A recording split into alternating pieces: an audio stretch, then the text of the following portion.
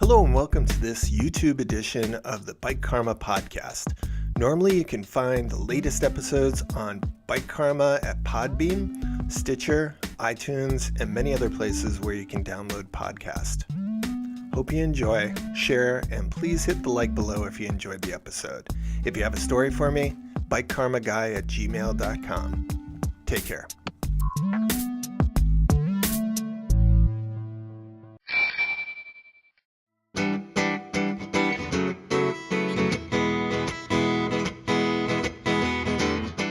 Hello and welcome to the Bike Karma podcast. My name is Tom Brown. Happy New Year. I, like many others, travel in different camps of the bicycle world. I might hang out with the Schwinn collectors on one day, then I might go to a cyclocross race the next week. Also, like many other folks, I like collecting and fixing bikes almost as much as I like riding them. So if you are drawn to bicycles and bicycle stories and bicycle-loving folk, then this might be the show for you.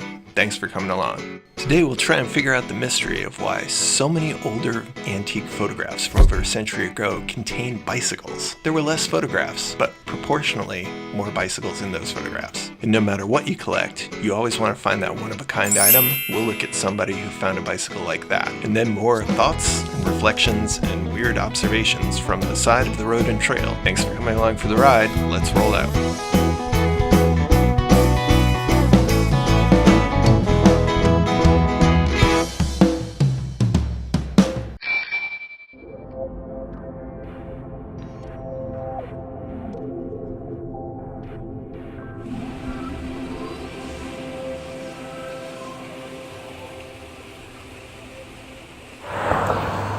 Thoughts from the side of the road and trail. You can tell that the seasons are changing when a large truck goes in front of you and you're actually comforted rather than disgusted by the slightly warm exhaust that comes from the back.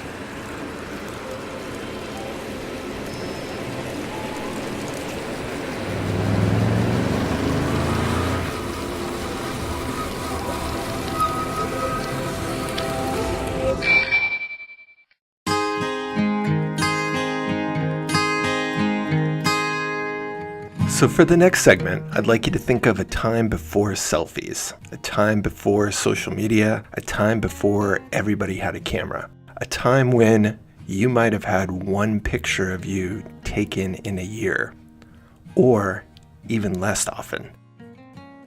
So I know it's hard to imagine, but are you there? Photographs are expensive, and you can only have maybe one picture of yourself a year, and it will be printed out. So think of over the course of a whole year, what would you want that picture to look like? What would you want that picture to say about you? What would you wear? Where would you have the picture taken? Would you hold something? Would you want to pretend to be more successful than you are because that was the picture that people were going to see about you? Or would you want the picture to be realistically depicting what life was like for you?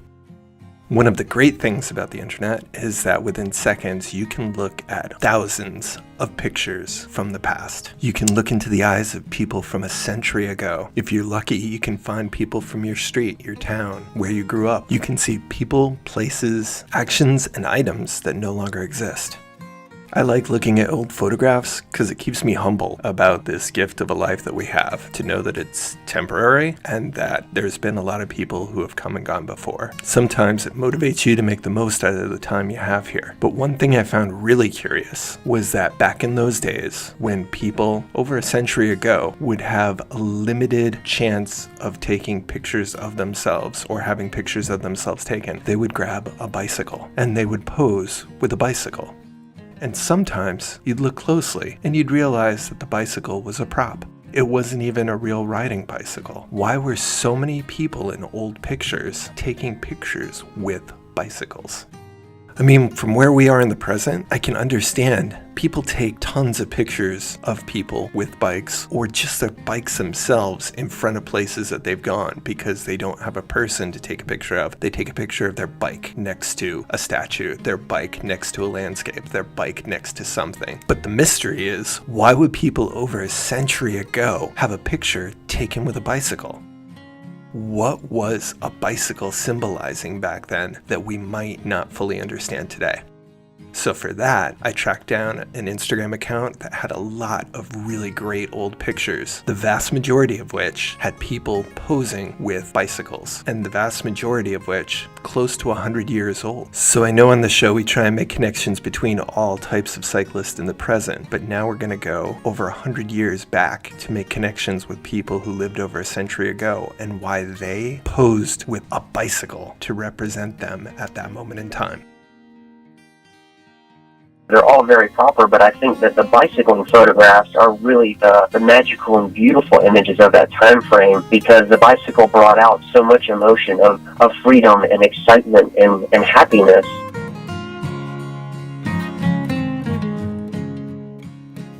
Okay. So, good afternoon. My name is Brian Birkner. I am an avid bicycle enthusiast and junkie.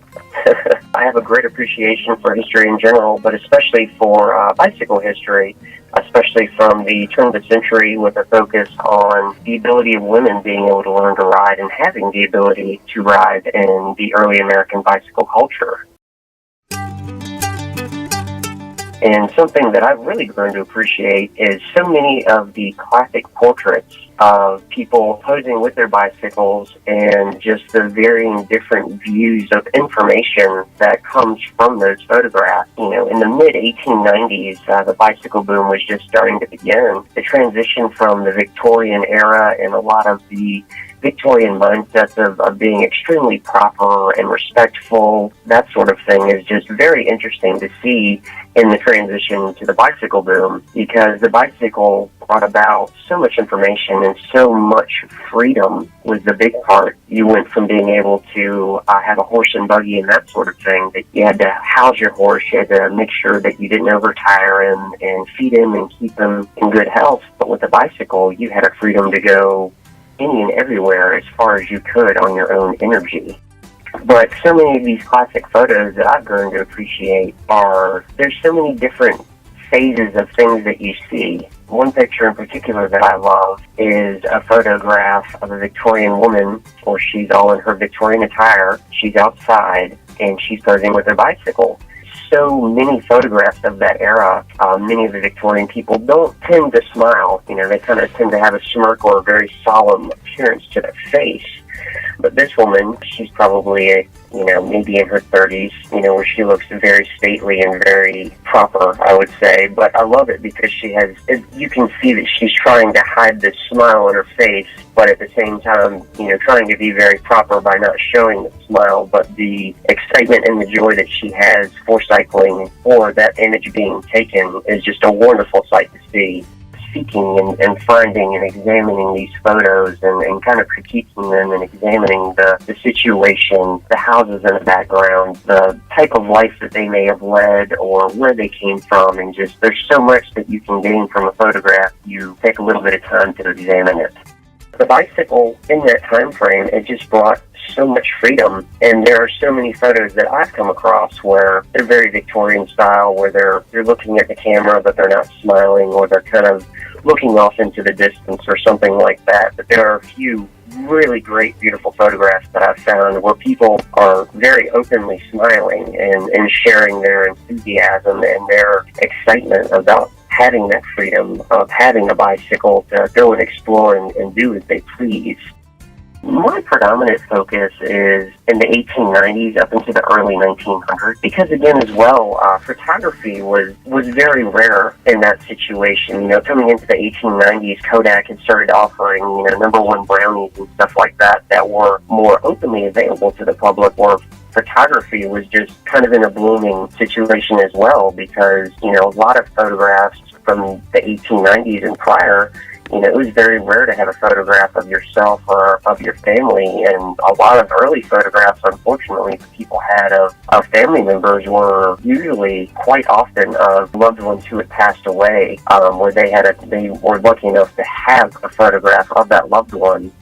In this modern day and age, everyone has a camera on them 24/7, whether it's a camera phone or a tablet or a real authentic camera, and that right. in that time frame, it was very rare to have a photograph of yourself. If you were fortunate enough to go on vacation to, somewhere large where there was a photo booth, you would have a postcard image of yourself with your husband or your wife. But a lot of these early photos, some of them are in, a photographic setting where it's done as a postcard for someone who was on vacation.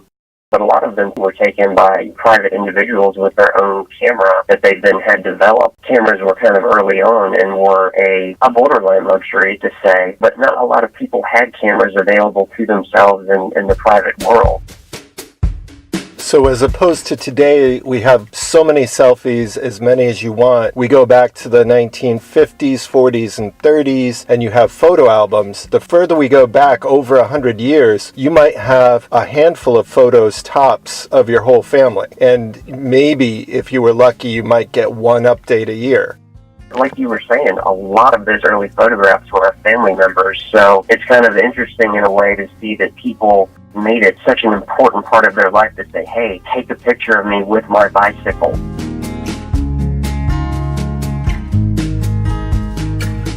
Because it's almost kind of, in a sense, the way that we are today. Hey, take a picture of me with my pet, or, hey, take a picture of me with my best friend. So it was kind of interesting to see how important the bicycle was to people of that era to say, oh, we have pictures of our family, oh, we just got a picture of our new grandson. Hey, let's take a picture of ourselves with our bicycle.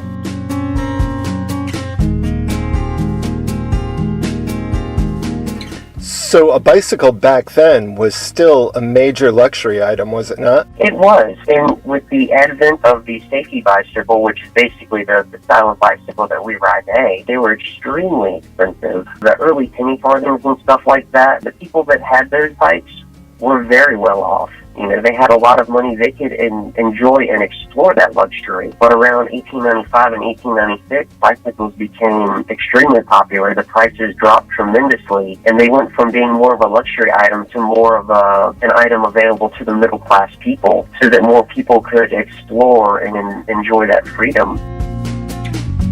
For instance, I have a 1894 Crescent bicycle that was a Scorcher model, which was essentially a race version.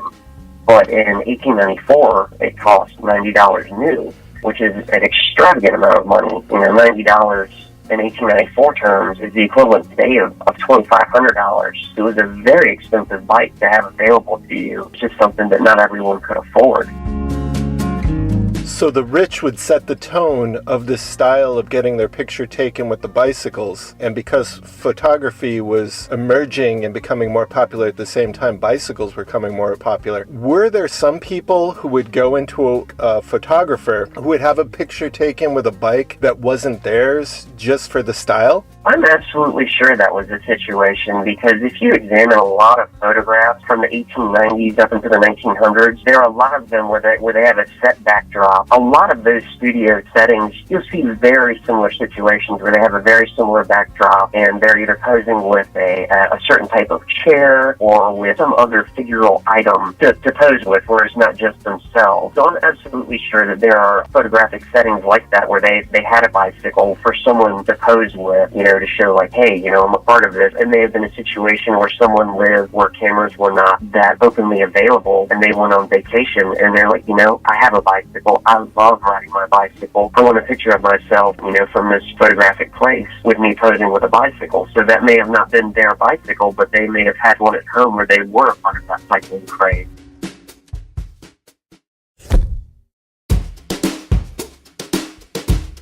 Leading up into the suffragette movement, many of us know Susan B. Anthony in one form or another, either from the coin or from her exploits in the suffragette movement. But she was known for saying that the bicycle did more for women than the suffragette movement did entirely for women. That's very much a true statement. It's extremely fascinating, and I absolutely love the subject of the safety bicycle and women earning that ability to be able to ride and to have that freedom and experience it for themselves. So looking into the idea of cycling, early bicycling was very much aimed towards people who are very well off, wealthy, rich, that sort of thing. As time progressed on, its popularity grew and prices dropped, making it more available to everyone in general. It's a very interesting idea because there were the rich and wealthy that felt like maybe cycling was their exclusive thing that they were a part of, but that maybe it wasn't for everyone, and maybe it wasn't for women, because there was very much this mindset of women are people and they are equal, but there are things that they shouldn't do. For instance, women wore a tremendous amount of clothing in the Victorian era. You know, it was very rare for a woman to show anything other than her head. You know, they always wore gloves,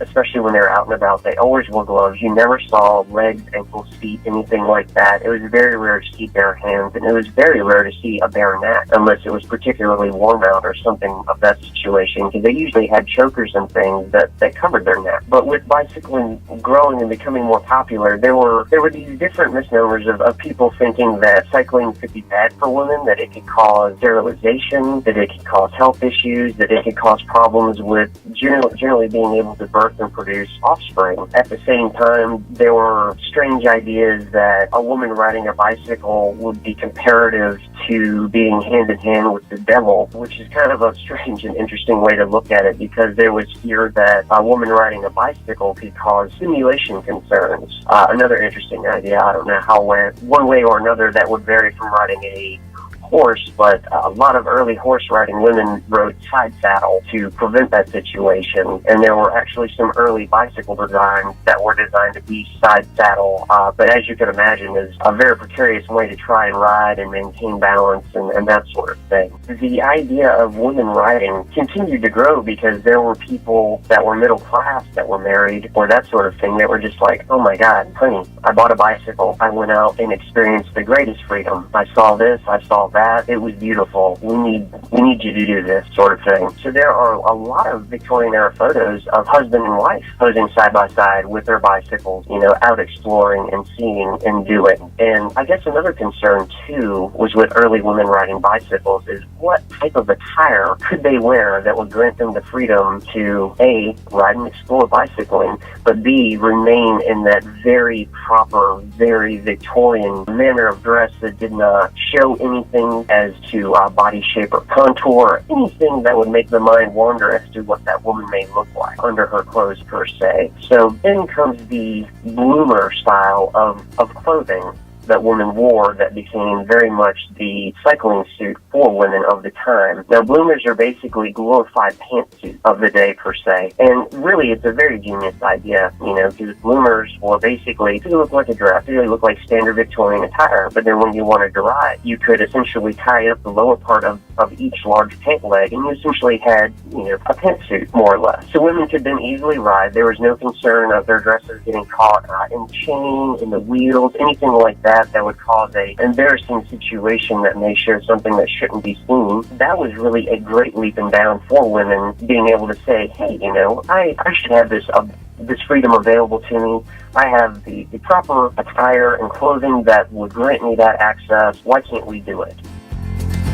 It's really funny because pantsuits now, we kind of look at them as a comical 1980s fashion trend, more or less. But at the time, most women of America wore dresses up until the 1950s and 60s. Pants were not a thing for women really until the later on 60s and the 70s. So if you can kind of focus on that reality and then think about women wearing pant-like suits in the 1890s, a lot of Victorian men saw it as improper attire, and I can't believe that women are wearing such a thing, and it's just very archaic mindset. But looking at the type of life that people lived through the 1850s, 60s, and 70s that would have been in their 20s and 30s in the 1890s, they come from a very, very classic way of life where the American, you know, Industrial Revolution may have been in its early settings, so they came from a very archaic type of life. So when they saw something like that, they were just like, oh my goodness, I can't believe, you know, women are wearing that. But again, it was still a very proper way of attire because it did not show or devalue women per se by them showing anything that they shouldn't be showing. As the cycle boom happened right around 1895 and 1896, there were a lot of bicycle ads of the period that began to very much appeal directly to women. They were very much targeting women. It's just very interesting and subtle. There were a lot of women's specialty products that were available, like a woman's specific cycling seat, a women's specific cycling corset, where a woman could still wear a corset, but still have the freedom to be able to comfortably cycle in that day and age. There are even very funny ads of that time. Like I have a image of a ad of a woman who is cycling with her husband or boyfriend or brother or something like that, and she's standing there while her husband or whatever he is repairing her tire on the bike. And the ad says that, you know, in a very subtle way, that this cycling tire company supports women cycling and supports women having that freedom available to them and having men accept the idea of them doing it. So it was kind of very interesting in a way to see that a lot of the bicycling issues and concerns wrapped around women being able to cycle and if they should and if it'll cause health issues and all of these different things, that eventually became widely accepted, and that a lot of the bicycle manufacturers started to target women and kind of lead them on and say, hey, you should be doing this. We make this product for you. Come enjoy this. So it was kind of interesting to see that there was a focus towards drawing women in and specifically targeting them in the cycling boom.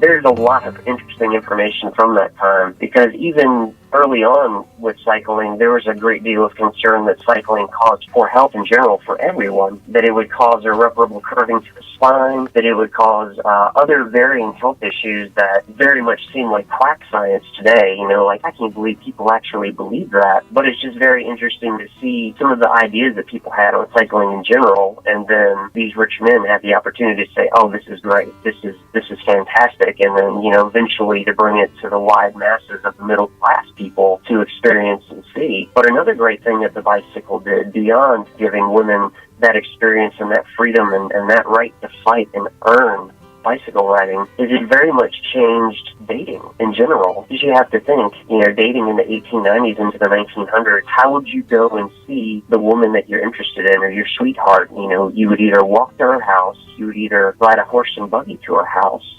And the horse and buggy you would maybe be lucky to get, because if you were fortunate enough to have a horse and buggy, it was usually for moving product or crop or on the farm or something like that, a very utilitarian method where you would be lucky to be able to get the horse and buggy to go and see her. But then they started making bicycles. But not everyone, you know, if you were a young man of the 1890s, you may not have two bicycles available to you to go and take over to your sweetheart's house to go out bicycle riding. So there were a lot of interesting designs on tandem bicycles, and there were even courting bicycles for courting women where you would sit side by side. So you would be on one side of the bicycle, and on the other side, right beside you, you could have your sweetheart with you where you're riding together. You can see each other, you can look at each other, you can talk and ask questions and engage in an atmosphere outside of being at her house, where you would have to try and get to know her and talk to her, but then remain very proper and key being around her family. So that's another interesting aspect, is that early bicycling very much had a interesting aspect on the dating world, because you could take her outside of her home and you could go and explore and see things and, you know, build a bond and a friendship and a relationship and just see things outside of the home versus trying to go to her home and try and think of creative and witty things to say. And again, you know, appease her family and appear very proper and stern to her family as well. So that's another great aspect of cycling, was just the changes that it made in dating. And there was even a song made in, I believe, 1897. It's called Daisy, and it's Daisy, Daisy, bicycle built for two. And the song is literally nothing about this woman named Daisy riding a bicycle built for two, which is a tandem, and dating one another and going and seeing and doing. So that's a great song, and that's something that you can look up on YouTube and hear and listen, and it's very interesting to hear and engage with the lyrics on that song as well.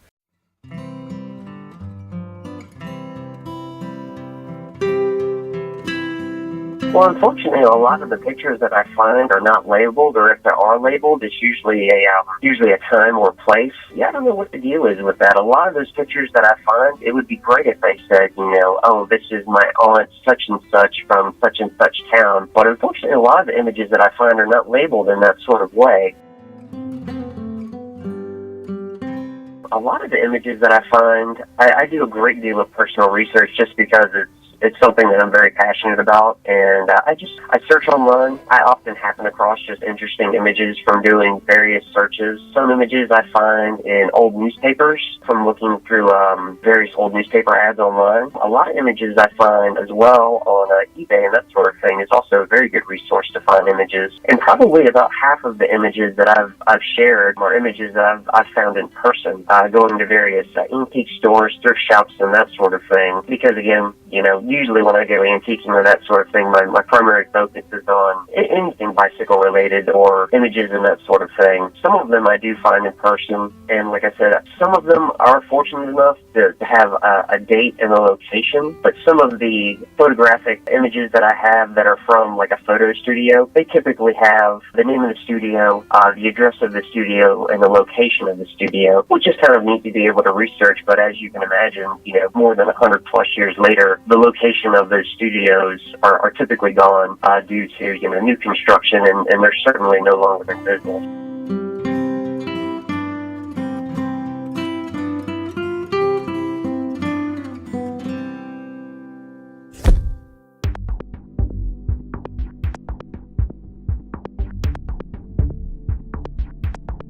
Probably one of the most unique pictures that I've found is the first one that comes to mind is a blue wash photograph. So a lot of the photographs of that era are black and white, which is very typical, very standard. But there are some images that were actually blue washed instead of black washed, so they're white and blue. So it's a very unique color look. But what's so great about that picture is the staging of the photograph. So in the lower corner of the image is a young man sitting on his bicycle, leaning against it in a very improper way for Victorian era. He's just hanging loose, having a good time. He's probably a man or young man of 16 or 17, dressed in fair enough attire, but you can tell that he's, middle class to lower class working kid, that he's maybe a messenger or he uses his bike to get back and forth to work, or whatever that may be. But he's hanging loose, he's leaning on his bike, very improper for the time. There's some beautiful Victorian age houses behind him.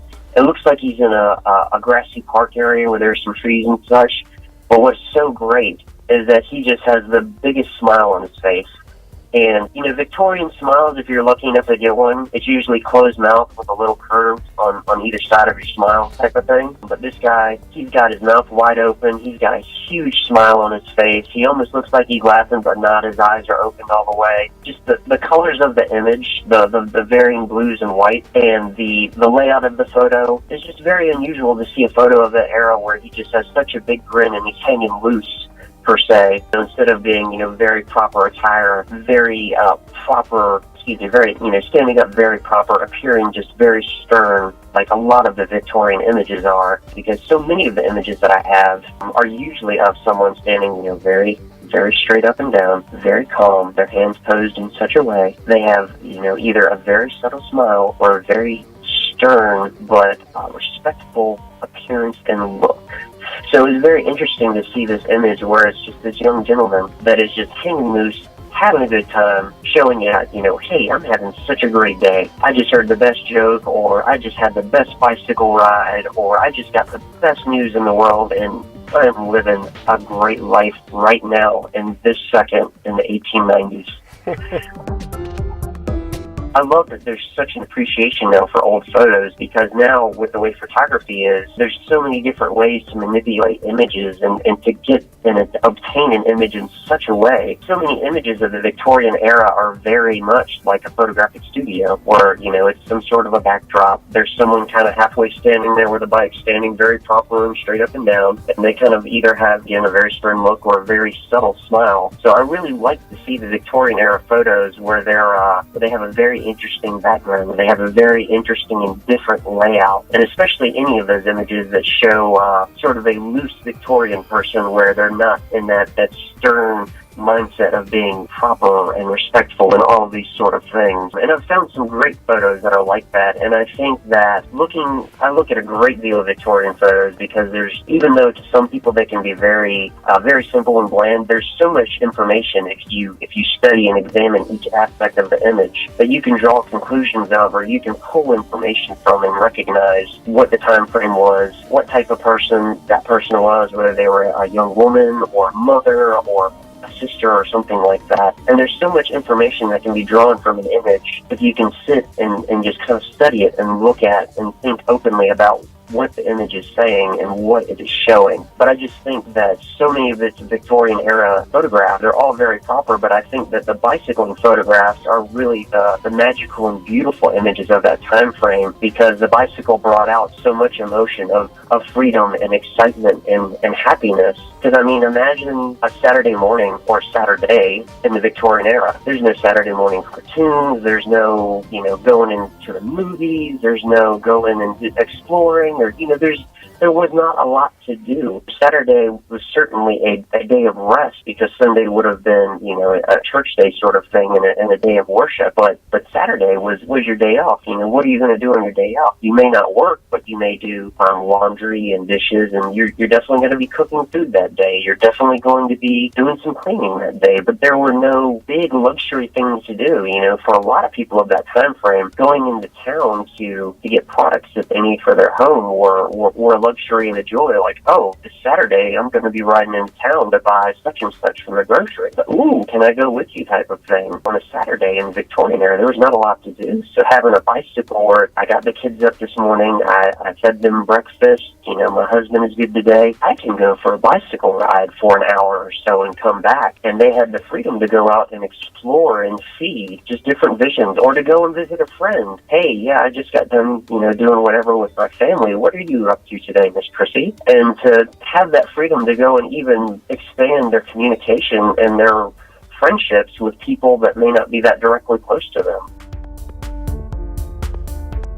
I love those Victorian era images with bicycles, because I feel like the bicycle movement and people having bicycles really brought out that excitement and freedom and happiness in people that was not so often seen in those Victorian images, where people were just very stern-faced and just very proper. That is it. Those themes, those feelings, they still run universally through whatever bike. And I'm glad you mentioned that, because that's the whole point of the show, is to try and make connections between all these different types of riders out there. No matter what type of bike you're riding, whether it's your first time on in 30 years or you downhill race every weekend, there are some things that make humans, no matter what you're like, there's some things that humans have in common. And if you are a bike riding human, there are some parts of our humanity that just smile with that freedom and that exploration and that gliding. No matter what type of terrain it's over, no matter what style of bike, there is a universal smile almost that happens to people. And it's funny that that smile is the thing that strikes you as the thing that creeps through the Victorian restraint, is that these people can't help but smile when they're getting a picture taken with a bicycle. So that's great.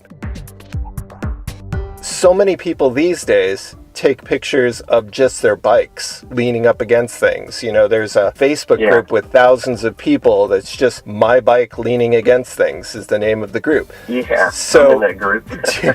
do you have any old-timey shots of just the bike without the person? Did that happen? I would think it would have been restrictive, but have you seen that? There are images that are like that, but it's a little bit different of a context. So usually if I find an image of a bicycle without a person posing with it, it is usually an image of someone taking a picture of either A, representing the type of wealth that they had, or capturing the wealth that they had, or B, capturing what they had ascertained after hard work and, determination and that sort of thing. And what I mean by that is typically if I see a bicycle on its own without someone posing with it, it's usually someone who took a picture of their home or a picture of their work with the bicycle leaning against it, or the bicycle in the foreground leaning against a tree in the front yard, or that sort of thing. So that's also another interesting aspect of Victorian era photos, because I do have some photos from that era where people, actually, I'm really happy that you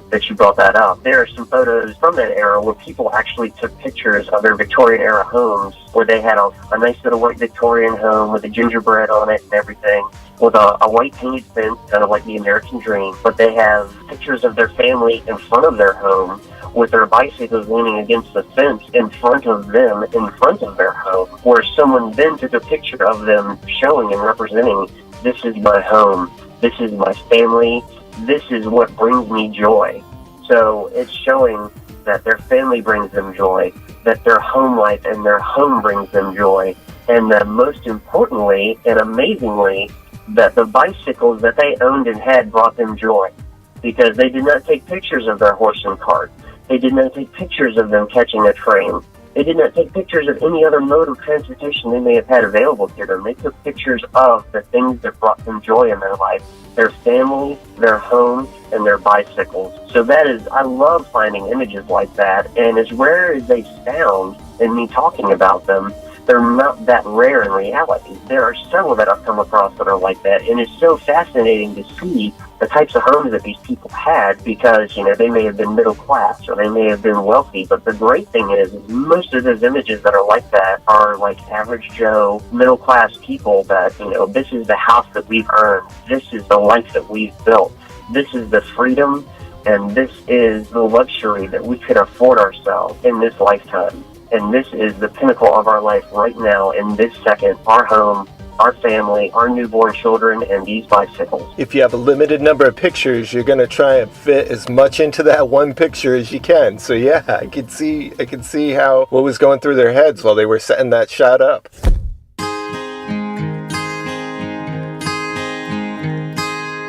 If people want to see your pictures, where would they go? The easiest way to see my pictures is to go to my Instagram page. And my Instagram page is Carrot Snacks. It's CarrotSnaxx. Basically, this kind of started off, I've always been a bicycle geek and fan. I started collecting bicycles when I was about 13, and I just kind of developed a love for bicycles because my mom grew up in the 1960s, and she had a lot of the Stingray bikes and that sort of thing, and I just kind of developed a love for that era in time, and as I've gotten progressively older, I've collected older and older bicycles. People, a lot of my friends, they kind of grew up, they got into cars and families and that sort of thing, and that's all fine and great, but I've always cherished and appreciated bicycling and definitely history. So a lot of the images that I find and collect, I don't really have a good venue to share them for other than on Instagram. And it's really been a great and positive turnout sharing them there on Instagram, because I've been finding more and more people that want to follow me.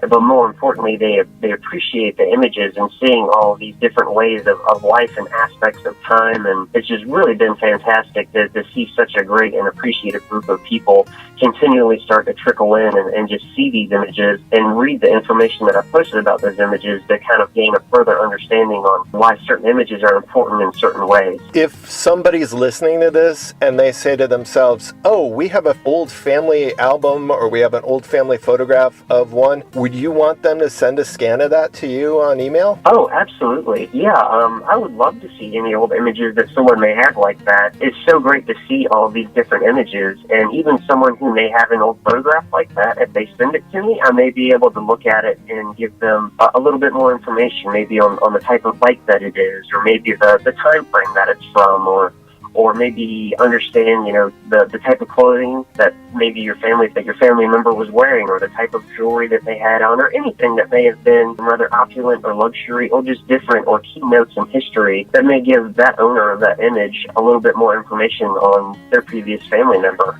So that'd be awesome for both of you. They find a little bit more about their picture. You get to have another image to add to your collection. What would be a good email for them to email you? The best email to contact me at would be carrotsnax. That'd be CarrotSnax, and that'll be at msn.com. Cool. Thank you so much for sharing these stories. Awesome. Well, thank you, Tom. It's been great talking with you, and I'm so glad that I could actually kind of vent my passion and lust for cycling history and that sort of thing through your show. So I definitely appreciate it. And you are not alone. And that's the cool part of the podcast is you find out that there's a bunch of people out there who think those pictures that you put up are wicked cool. Well, awesome, man. Well, I hope that they find their way to my page and can see and follow and see just all of this great history. Take care. All right. Thank you, Tom.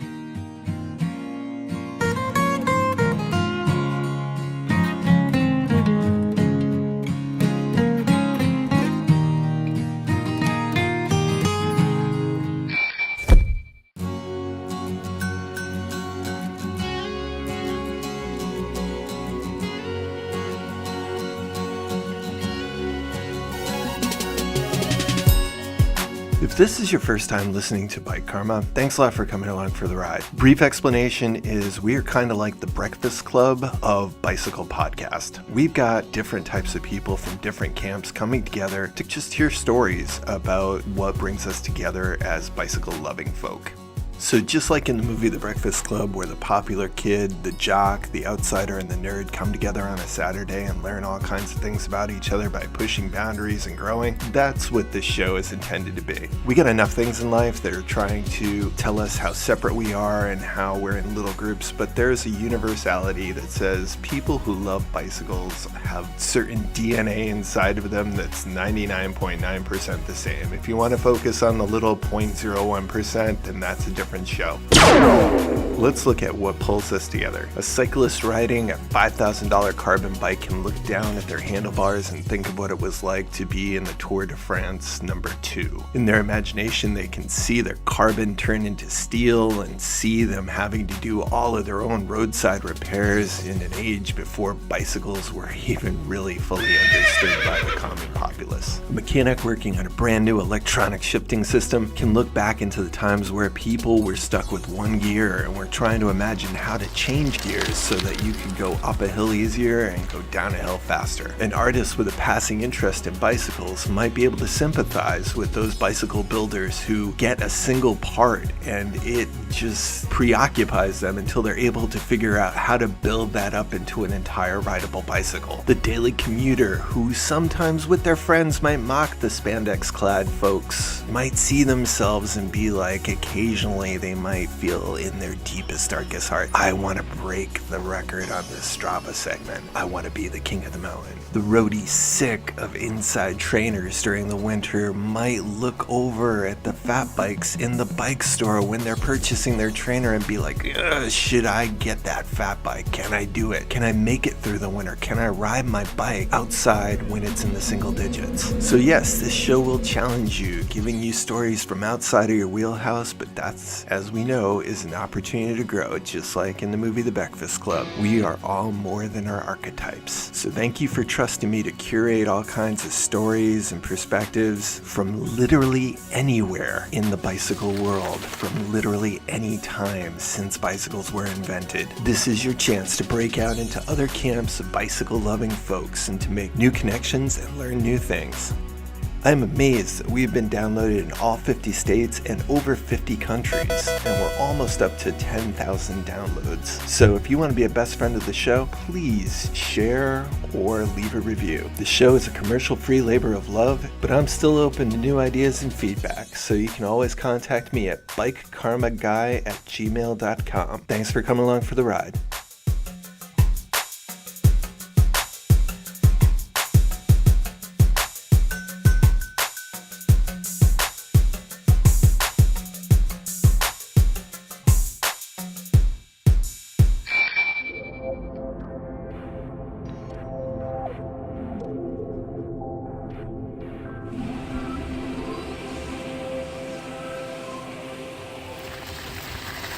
So one of the things about biking in winter Workout resumed. is that in the snow, you kind of see your tracks on the way out and on the way back, or if you were doing loops. And when you follow them back, you're like, who is this drunk guy who was like going like all over the place? But on the way out, you felt like you were going in a real straight line. What's up with that?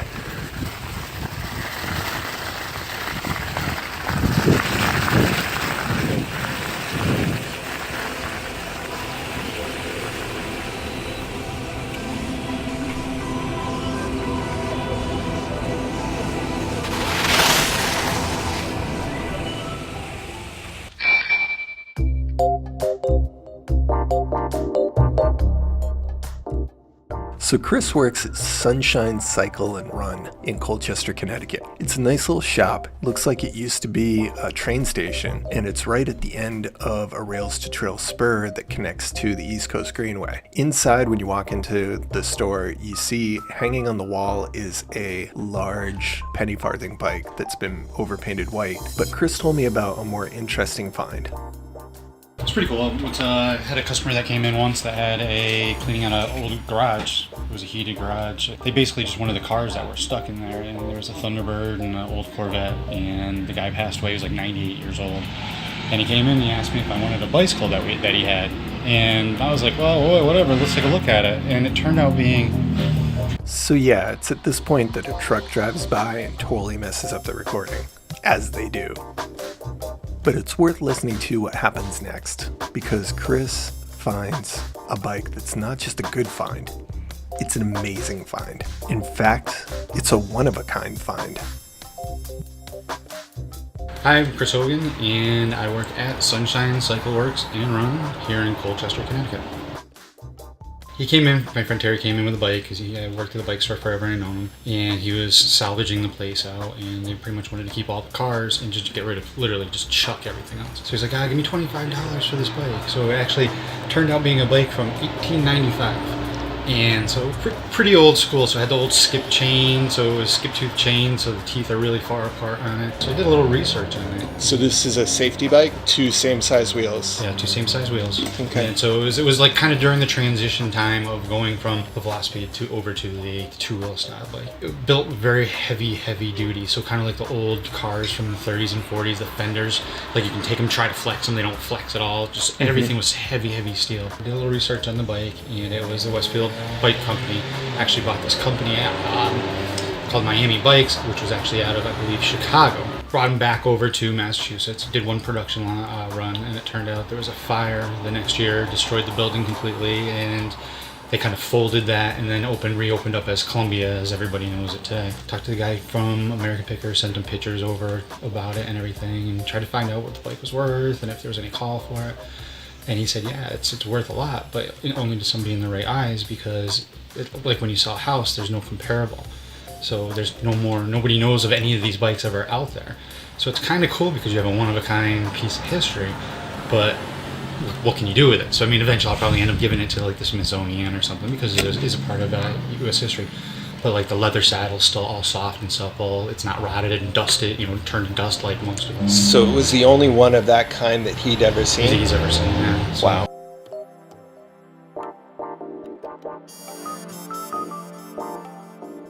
but like I said, right now it's sitting in an empty room, empty part of my house, and it's kind of like wall art, and it serves its purpose for me. I walk by it every day, check it out. Like I said, eventually I'll end up probably just handing over the Smithsonian and letting them finish restoring it, which it doesn't really need much at all. I mean, it's very clean. Everything's still intact to it. Have you ever ridden it? No, because there's actually 2 broken spokes in back, and the tires are the original tires, but they're dry rotted pretty bad, so I don't want to get rid of the original tires. Do you ever have dreams where you're at it? No. Yeah, it's super uncomfortable, super unpractical. Kind of like riding one of those, the big wheel bikes. Yeah, it would be cool to take it around, but I mean, it's such a big gear on the front of it that if you were to ride it, it would have to be like on a flat. You'd have to look down by the beach. Definitely not middle Connecticut, rolling hills. You do a lot of walking, like you see in the old pictures of people on bikes like that, where you either see them riding it on the flats or downhills or walking. But like I said, it was a cool bike to come across. Haven't seen anything like it, and it's kind of cool seeing the bike that we have hanging on the wall. And noticed we really looked at that, and it was about 10-year difference between the 2 bikes, and they're totally different, totally opposite. Like you can see how the reason why the 2 normal same size wheels took over, because it's just. You look at that thing and how practical that is to ride. That's almost impractical. And then you look at these, and it's a lot more versatile of a bike. And it's amazing. Bikes have been around over 100 years. And just to see how much they've progressed. And even over the last 10, 15 years, look at mountain bikes. Mountain bikes have only been around 20 years, and look how much those are different now compared to day one. And even to this day, they're still messing around with the rake of the fork, the length of the top tube, how short the stem should be, or how long the stem should be. Now you see the pros going back to flipped stems that are really down on mountain bikes, seats that are tilted really far forward. So a lot has changed, and it's still continuing. Wheel sizes are still evolving over the last couple of years. 26, 29, 27 and a half. So they're all over the place. So bikes have been around a long time, and they stayed pretty much the same for many years. For almost a good 60 years, they were pretty much the same. They got fancy, put lights in, put fuel tanks on them, and it had little differences and made them more streamlined looking during the 60s. But it's really cool to see over the last few years how everything's really changed. Even look at road bikes this last couple of years with Specialized, what they did, putting the Future Shock on it, the seat post that flex, when it disc brakes, electric shifting. So technology age is really changing everything at a really fast pace.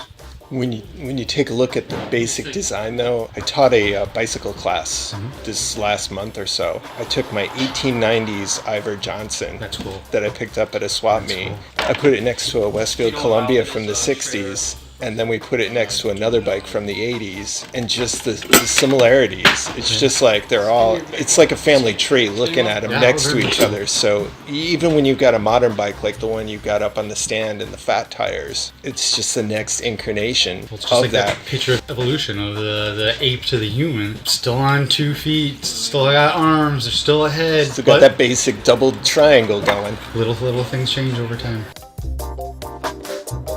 You've got a lot of fat bikes here. I imagine they're pretty popular with staying on the trail. Very much so, You're on the Colchester spur of the Airline Trail. Yes. Which was one of the first really good greenways in Connecticut. Yeah. And now that sucker's hooked up to the East Coast Greenway in Willimantic. Yeah. And that is continuing progress to be eventually Maine to Florida, which is awesome. So you guys will eventually be connected to Maine to Florida. Yeah.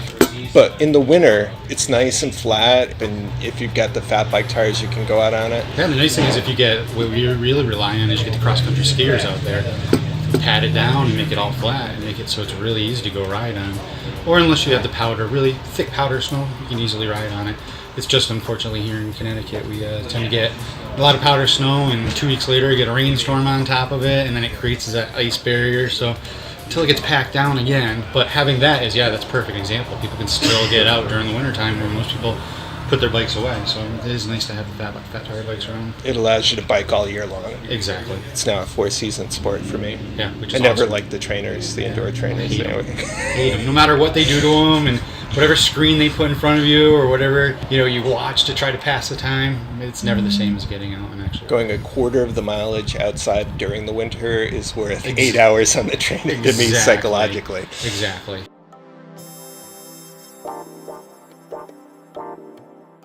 So if people want to come check out the bike on the wall, what kind of bike is it again? I have no idea, to tell you the truth. Maybe one of the wheelmen or a high wheel collector can help identify this. I'll put pictures up on the website. There's no name on it. It's a penny farthing. It's got no head badge. Yeah. And it looks like it was spray painted once over, but it's all there except for the tires, because I just can't find tires for that one anymore. It's just not available. But it's like I said, it's all there. You get an idea. There's a peg on the back that you gotta kind of get rolling with it. Then you put your foot on the peg and then kind of like jump up onto it. And it's hard to tell when it's on the wall, but when you have it on the ground and you see how huge this thing is next to you.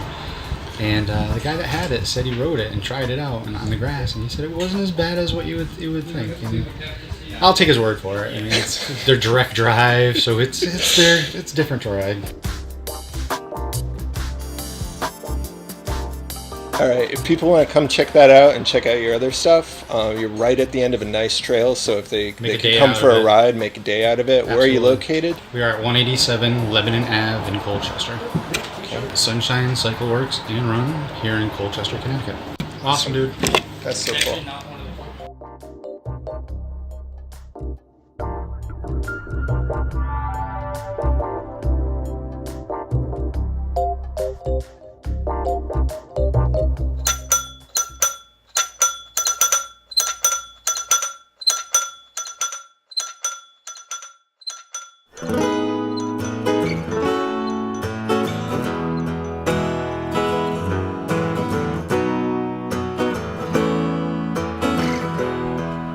Thank you very much for listening to this episode of Bike Karma. I'd like to thank Keller Glass from the band Mobjack Music, for our opening and closing theme music. I'd like to thank Chris Hogan from Sunshine Cycle and Run. I'd like to thank Brian Birkner of Carrot Snacks for talking about all of those antique photographs. For following and leaving reviews, I'd like to thank Raymond Yo, BH, Have Bike Will Travel, check them out on Twitter, Tai Duong649, Jamie Chalistel, and Ride79 Gambone. I'd also like to send a special shout out to Classic Dropouts on Instagram. Thank you very much, Brian Paxton. He helped me to get my white whale of a part, a 3-pulley rear derailleur. Also like to thank the people patiently waiting in line in the queue for interviews and for people with story ideas. You can email me at bikekarmaguy@gmail.com if you have any comments or suggestions. The Bike Karma podcast and the logo, drawn by my daughter, are the intellectual property of Thomas Brown. Copyright, trademark, and all other rights are asserted and reserved. If you're in a part of the world where it's still warm enough to ride comfortably, enjoy that time. And if you're in my hemisphere, bundle up. Till next time, take care and keep it wheel. I could send a message on the wire, or take a phone and throw it in the fire, and I could